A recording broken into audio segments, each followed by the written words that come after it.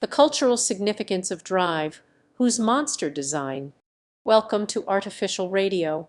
I'd like to explore the cultural significance of Doctor, whose monster design.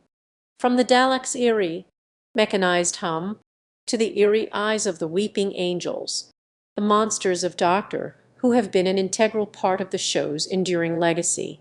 But what drives the design of these creatures? And what do they reveal about the cultural anxieties of their time? By examining the history of Doctor Who's monster design, we can gain a glimpse into the cultural values and fears that define each era. Take, for example, the early days of the show, when the production was still finding its footing. Creatures like the Autons, with their unsettling blank faces, and the Neston, a hive mind of robotic insects, reflect the technological anxieties of the 1970s. The 1960s, on the other hand, brought us the Cybermen, a dystopian nightmare of human-machine hybridity that spoke to the growing fears of nuclear war and technological takeover.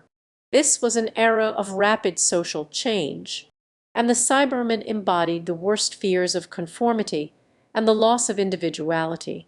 As the show's popularity grew, so did the diversity of its monsters. The 1980s brought us the Valeyard, a dark, shadowy figure that represented the darker aspects of the Doctor's own psyche. The 1990s saw the introduction of the Autons' analog cousins, the animated faceless beings of the reality beyond, which spoke to the show's willingness to explore the concept of reality and the blurring of lines between reality and fantasy. One of the most significant aspects of Doctor Whose monster design is the way they embody the anxieties and fears of their time. Take, for example, the Daleks, those mechanical, genocidal cyborgs that embody the worst fears of xenophobia, racism, and totalitarianism. Through its monstrous creatures, Doctor Who has become a repository for the collective unconscious of the human experience. From the terrifying facehuggers of the 1980s to the eerie, whispering automatas of the 1960s, the show's monsters have come to represent our deepest fears, our highest hopes, and our darkest nightmares.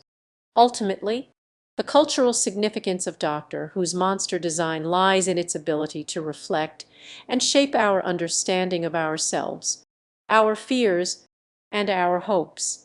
By analyzing the designs of these creatures, we gain a window into the psyche of their time and the monsters that lie within.